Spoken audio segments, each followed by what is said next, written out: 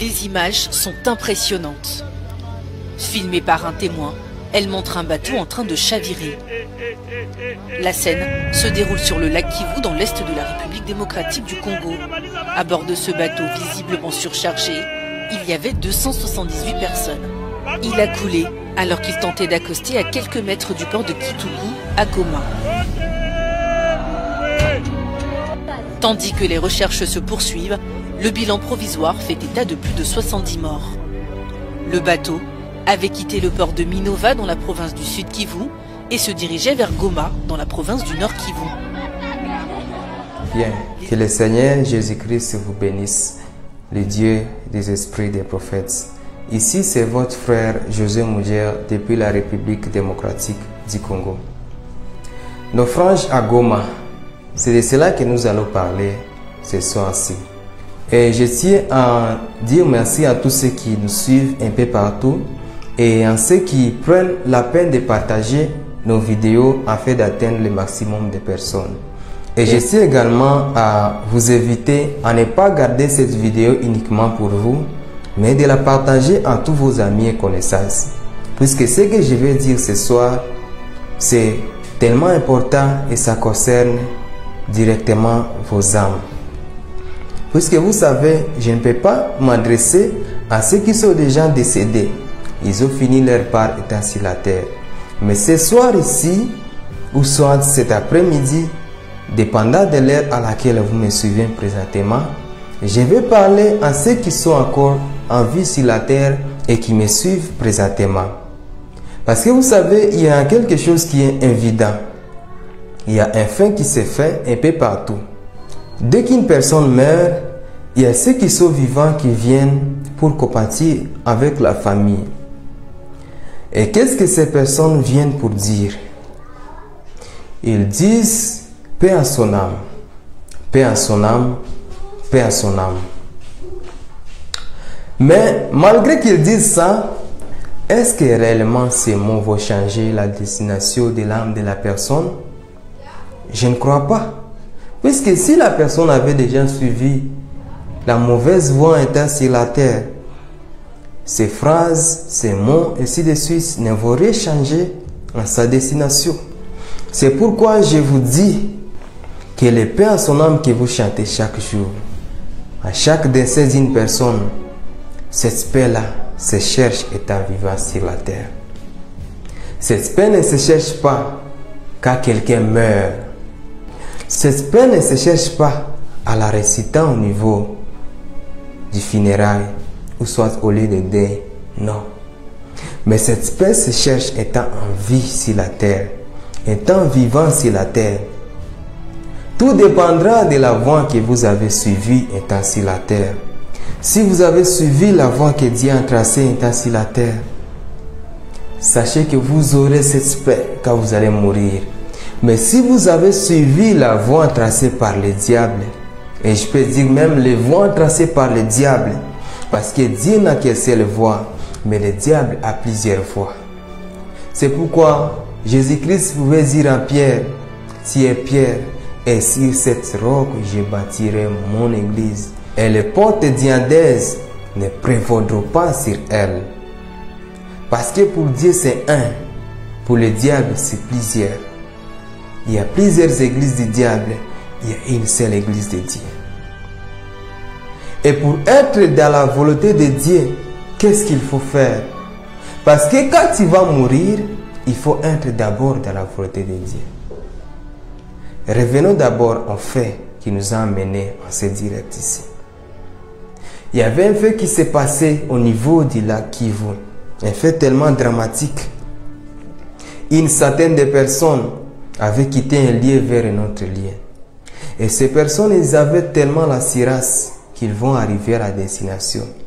Mais, fort malheureusement, ils n'ont pas pu atteindre la destination. Suivons un peu la vidéo et puis nous allons continuer.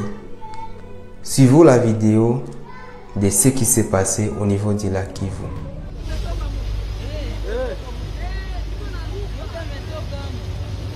Les images sont impressionnantes. Filmée par un témoin, elle montre un bateau en train de chavirer. La scène se déroule sur le lac Kivu dans l'est de la République démocratique du Congo. À bord de ce bateau visiblement surchargé, il y avait 278 personnes. Il a coulé alors qu'il tentait d'accoster à quelques mètres du port de Kituku à Goma. Tandis que les recherches se poursuivent, le bilan provisoire fait état de plus de 70 morts. Le bateau avait quitté le port de Minova dans la province du Sud Kivu et se dirigeait vers Goma dans la province du Nord Kivu. Donc vous voyez ce qui s'est passé là-bas. Et ces gens-là, avant que ces faits ne puissent arriver, avant même de commencer le voyage, ils avaient prié comme de la coutume. Ils ont évoqué le nom de Jésus-Christ. Ils ont prié. Ils ont fait toutes sortes de prières. Ils ont appelé les feux sur les démons des eaux. Appelé les feux sur quoi. Tout ça. Ils ont fait. Qu'est-ce qu'ils n'ont pas fait? Ils ont fait tout ça. Mais fort malheureusement, ils étaient engloutis dans le lac Kivu. Et ce n'était pas seulement eux. Il y avait aussi une pirogue. Et la pirogue là avait connu presque la même drame. Et aussi quitté un lieu vers un autre lieu. Et pour eux-mêmes, je vais montrer une vidéo à l'appui pendant laquelle ils étaient en train d'évoquer le nom de Jésus-Christ alors que le vent était déjà là. Suivons un peu.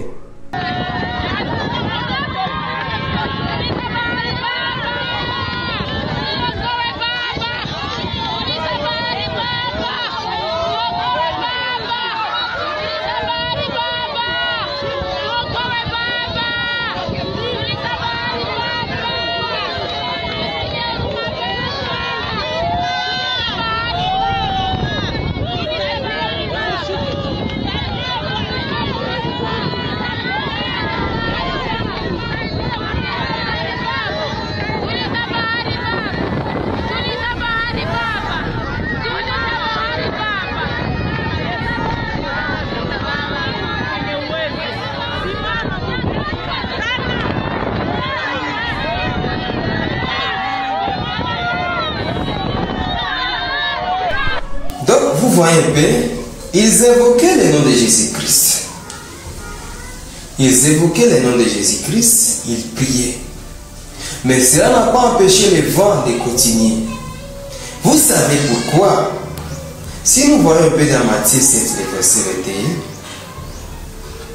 il est dit là-bas que ce ne sont pas tous ceux qui me disent Seigneur, Seigneur, qui entreront dans le royaume des cieux, mais ceux qui font la volonté du Père qui est dans les cieux. En réalité, même pour que votre prière soit entendue, il faut d'abord faire la volonté du Père qui est dans les cieux. Et c'est quoi la volonté du Père? La volonté du Père se résume dans Jean 6, verset 40. C'est de quoi à celui que Dieu a envoyé. La volonté du Père, c'est de reconnaître le Fils, c'est de discerner le Fils et de croire en lui. Or, le Fils se cache toujours en un homme sur la terre. Pour que Jésus-Christ puisse vous ressusciter au dernier jour, il faut d'abord discerner le Fils. Et ce Fils se cache toujours à un homme sur la terre. Et cet homme-là s'appelle un prophète. C'est pourquoi vous pouvez voir dans le livre de Galates que le Fils était caché en Paul. Paul a dit, il a pris à Dieu qui m'a mis en part dès le ventre de ma mère, de révéler son Fils en moi. Donc le Fils était caché en Paul. Et pour être dans la volonté de Dieu en cet état-là, il fallait d'abord reconnaître Paul. Il fallait d'abord discerner le Fils en Paul. Et c'est à ce moment-là que vous avez la vie éternelle. Et c'est à ce moment-là que Jésus-Christ va vous ressusciter au dernier jour. C'est cela. Et vous savez maintenant pourquoi la prière de ces gens n'est pas réussie. Malgré qu'ils évoquaient le nom de Jésus-Christ. En réalité, ce n'était pas le Seigneur Jésus-Christ. Mais c'était le diable qui a pris le nom de Jésus-Christ. Puisque celui qui avait envoyé le vent là, c'était véritablement le vrai Jésus-Christ. Maintenant, le Jésus-Christ qu'ils étaient en train d'évoquer là, ce n'était pas le vrai Jésus-Christ. Le Jésus-Christ qui avait envoyé les vents, il était plus fort que le Jésus-Christ qu'ils étaient en train d'évoquer. Parce que c'était le diable. C'est pourquoi aujourd'hui, le Jésus-Christ qu'évoquent les églises catholiques, protestantes, évangéliques et branhamistes, c'est en réalité les démons, c'est en réalité les diables qu'ils sont en train d'évoquer au nom de Jésus-Christ. Pourquoi? Parce qu'il ne faut pas la volonté de Dieu. Parce qu'il ne faut pas la volonté de Dieu. Ils peuvent prier dans leurs églises, Seigneur, que ton règne vienne, mais ils ne respectent pas ça. Quand le règne de Dieu vient, ils rejettent le règne de Dieu. C'est quoi le règne de Dieu? Comment est-ce que le règne de Dieu va bénir sur la terre? C'est toujours par un prophète. C'est pourquoi quand vous voyez dans le livre de Samuel là-bas, Samuel pouvait dire, oh Dieu, voici les peuples d'Israël, voici les Juifs, ils ne veulent plus de moi, ils m'ont rejeté. Et qu'est-ce que Dieu a dit? Qu'est-ce que Dieu a répondu? Dieu a dit que non, Samuel, ne t'affecte pas. Ce n'est pas toi qu'ils ont rejeté, mais c'est moi qu'ils ont rejeté, afin que je ne puisse pas régner sur eux.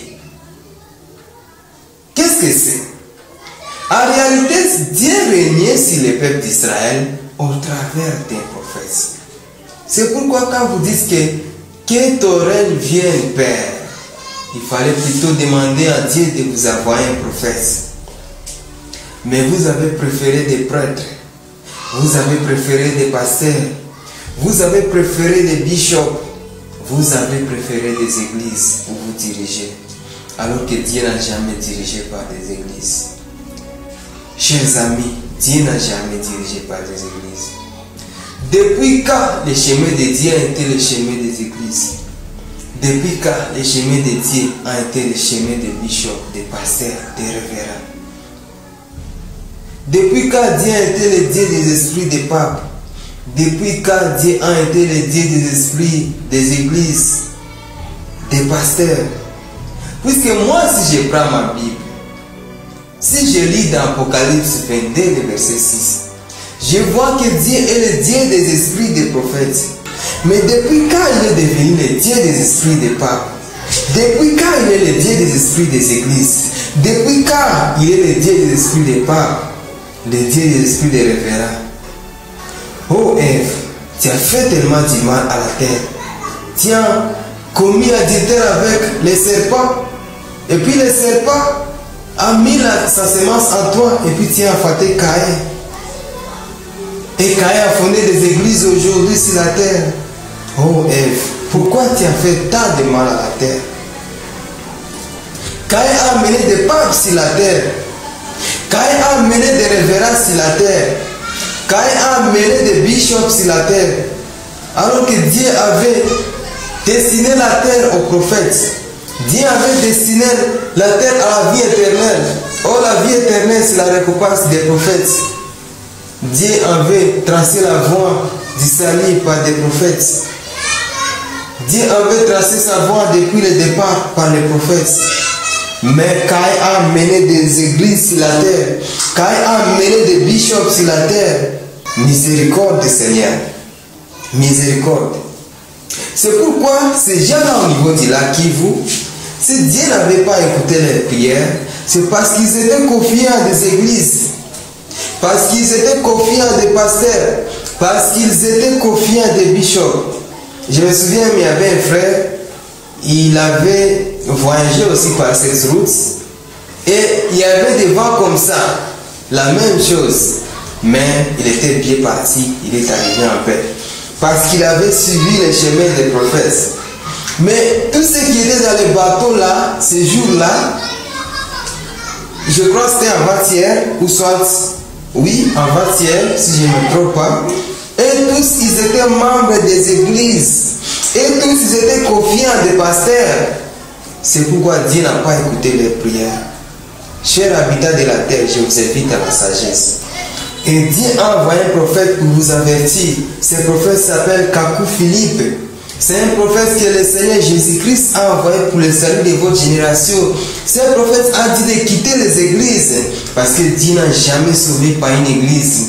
Ce prophète a amené un nouveau message que Dieu lui a donné dans une vision le 24 avril 1993. Aujourd'hui, pour être sauvé, tu dois forcément croire à ce prophète parce que c'est lui qui tient les clés du royaume des cieux et les paroles de la vie éternelle à cette génération. Crois à son message et tu seras sauvé, toi et ta famille. Dieu sauve aujourd'hui par le prophète Kakou Philippe. Vous devez savoir que les églises catholiques, protestantes, évangéliques et branhamistes conduisent en enfer. Mais la seule voie qui conduit au ciel, la seule voie que Dieu a tracée depuis les temps anciens, qui est la voie des prophètes, aujourd'hui sauve par le prophète Kakou Philippe. C'est par ici que je vais m'arrêter. Ici, c'était votre frère José Moudjia, disciple du prophète Kakou Philippe. Et je vais vous dire ces derniers mots. Crois au message du prophète Kakou Philippe et tu seras sauvé, toi et ta famille. Et je tiens également à vous annoncer que pour très bientôt, nous aurons une introduction de notre nouvelle émission dénommée Le message de l'air.